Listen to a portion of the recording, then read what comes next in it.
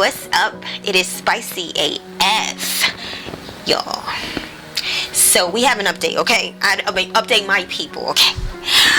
Yeah, where I've been, I've been not here. There's just some things I want to talk about in this Shanquella Robinson case. Y'all know that there has not been any arrests in the case yet. The last time I made a video regarding this situation, I reported that Gerardo Zuniga of Metropolix, the Mexican reporter of Cabo reporter, he reported that the aggressor in the case, which would be Dejanay Jackson, he reported that she was arrested.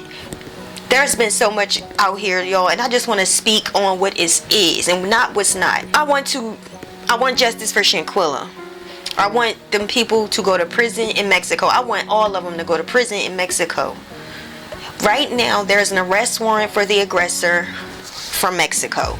There's not an arrest warrant for the United States of America. There's no jurisdiction for the United States of America. But we do know that Interpol, I'm pretty sure y'all know what Interpol does right now. Interpol is the organization of all the countries, 194, if I'm right off the top of my head, 194 countries in the world. They work together. That's who they are. They are the ones that organize putting these people to the country back where they ran from when they committed that crime. So there's certain documentation that has to be filed, protocol that has to be met. There's a process, and as far as today, there has not been an arrest in the Shanquella Robinson case. No arrest. Okay, as much as we want to say that, there's no arrest. So we're not going to pretend, we're not going to do any of that. But what I'd like to speak to you about is something that I saw on 54 Keys. Shout out to 54 Keys. She did a brilliant breakdown, and it stuck to me. And so I want to emphasize on that. Just emphasize on that. And that's in regards to the time zone. Because it just not recollecting to me, how can a police report and a death report be so different? We're accusing the government of Mexico, the police, of being corrupted, which is not far-fetched. I mean, we got the daggone, we're talking about the cartels. Get it how you live it. But listen, the time zones in this situation, and I want to talk about it. 54 Keys did a brilliant breakdown of it. Mexico's time is 2 hours before United States. So when I think about the actual time, I just wonder, I'm not saying this is facts, I'm just trying to critically think. So guys, let's take a look. First of all, hold on, let me get my glass. So let's take a walk back, okay? After I had got my little lens, cause you know, honey.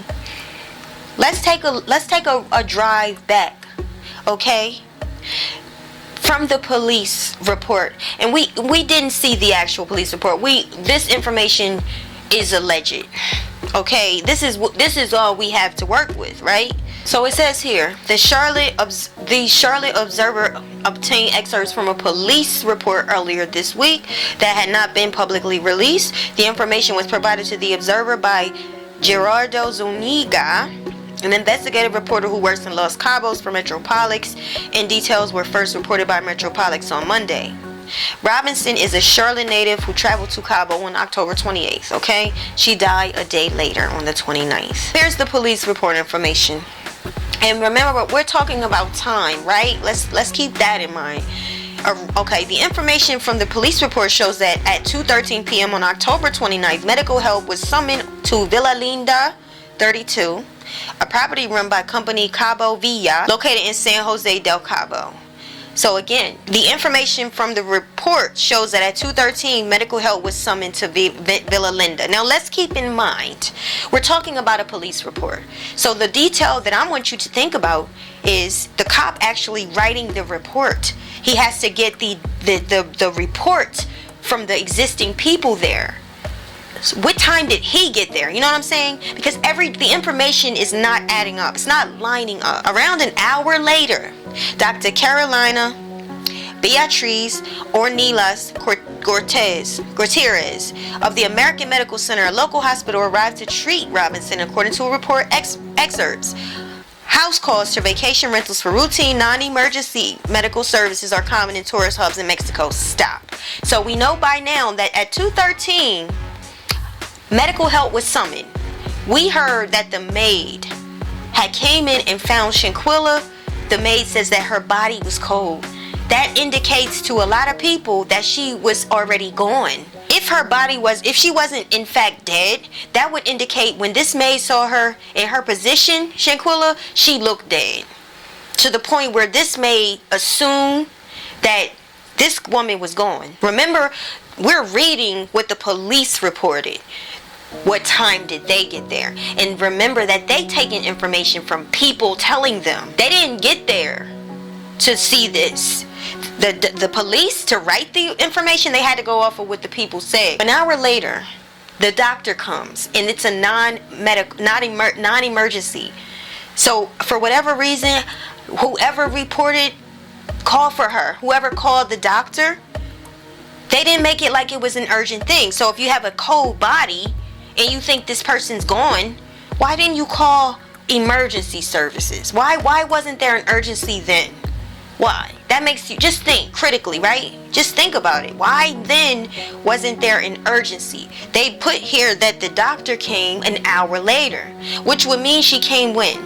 About 3:15ish, 3:13ish, an hour later. And it was not an emergency. The Observer confirmed with the American Medical Center on Monday that Gutierrez is employed there. The hospital did not respond to requests for the medical and autopsy reports. It is unclear in the police report excerpt who called for medical help, but the reporting person is listed as Wenter Donovan. That's another thing. I think that Wenter is very typical because, to me, think about it. If it was one of the Cabo 6, and if it was Wenter, and we've been saying that, well, we've been hearing that Wenter slammed Shanquella and was the one that caused her life to be gone. Then we heard that there was no second tape, that was her final, the video was her ending life then. It's just, we've heard a lot of things. But let's think about this. Let's say it was Wenter Donovan. Dr. Gutierrez said she was told Robinson had drunk a lot of alcohol, and the medical call was for Robinson to be given an IV. There we know why it was a non-emergency, because whoever called, and they assume it was Wenter. I think it could have been Wenter. I think the maid and Wenter could have been talking. I think the maid is not just going to see this body, be scared and shocked out of her mind, saying that it's cold to the touch, if she really was a maid that was there. I think her and Wenter had some communication, and I think if it was Wenter and them, the people decided, don't just tell the doctor to come. They didn't want to get locked up, so why would they call 911? Because they know if they call 911, they was done for. They stuck in Mexico and they ain't coming back. They already knew that. The police record indicates Gutierrez found a female, understood in the report to be Robinson, with stable vital signs but dehydrated. Again, the police record indicates Gutierrez found a female, understood in the report to be Robinson, with stable vital signs but dehydrated, unable to communicate verbally, and appearing to be inebriated. And this is where I feel it's sketchy. Are they saying that her vital signs are stable, the police indicates? Are they trying to protect the doctor? Because we have a girl here, inebriated. She's not responding verbally, she can't talk. Physically, you can see she's been beat up. You can see it. In her position, they're lying. I feel like the vital signs they said was stable, but I feel like that's a bit of a cover-up because of the physical appearance. The doctor reported she believed Robinson needed to be transferred to a hospital, but her friends insisted that she be treated in the villa. Dr. Gutierrez attempted an IV but was unsuccessful. Attempted an IV but unsuccessful. See, these little things like that, the little phrases and terms, if I feel like they knew she was dead. Like, I feel like maybe she had some vitals, but I feel like when they looked at her, her head is not on right. because it was not on the axis. It was off the axis. Unfortunately, her head was not on the bone. It wasn't connected, y'all. She was beat up big time. Her spine was broke. So her whole deformity of what was happening, her not being able to talk, her face beat up. She attempted to give her an IV but was unsuccessful.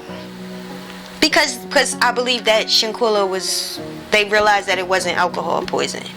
The information from police says the doctor was there for close to an hour. So now we're talking about 4:15, right? When Robinson began having a seizure. The convulsions from the seizure lasted less than a minute, according to the report. At this point, the patient's friend named Wenter Donovan called 911 to request an ambulance. Once again, they mentioned Wenter took initiative. Wenter, they said they believe that Wenter called the doctor. Now we have Wenter again calling 911. Y'all, was we wrong? No. Hell, was y'all wrong? No, I'm just kidding. But was we wrong? Was Wenter more proactive and more touched and more upset about it and willing to do more? Wenter supposedly is looked at as the one that called for the doctor, and now we have the doctor, and time is going by. We see the poor Shanquella losing her life. What does Wenter do? We have the Cabo 5, Cabo 6 is like, no. They insisted, no, we're not taking to a hospital. But you have Wenter, who she calls after the seizure, said this is enough. We got to get her to the hospital or she's going to die. This is urgent. Again, according to the Observer's Spanish to English translation of the report, this was around 4:20 p.m. In the meantime, the patient presented with difficulty breathing and a lower pulse, and they gave her rescue breaths. So I guess that's like CPR. I got rescue breaths. They breathe into her. I don't know. The doctor, along with a friend, began administering CPR at 4:49 p.m. when Gutierrez detected Robinson had stopped having a pulse. Police arrived and talked with the doctor, who was treating Robinson at 5:25. And that's what I'm saying, y'all. The police didn't come there until after everything. They said police arrived at 5:25. So this report that we're reading this report from the perspective of the people that gave the information. The doctor, the friends, that's who we getting the report from. So that's why the information doesn't add up. And then I wonder, like I said, at 5:25, was that really 3:25 Mexican time?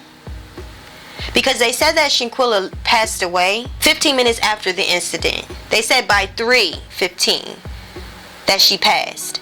So it just makes me wonder, is there a difference in the time zone? I don't know. It's just something to think about, y'all. It's just something to think about.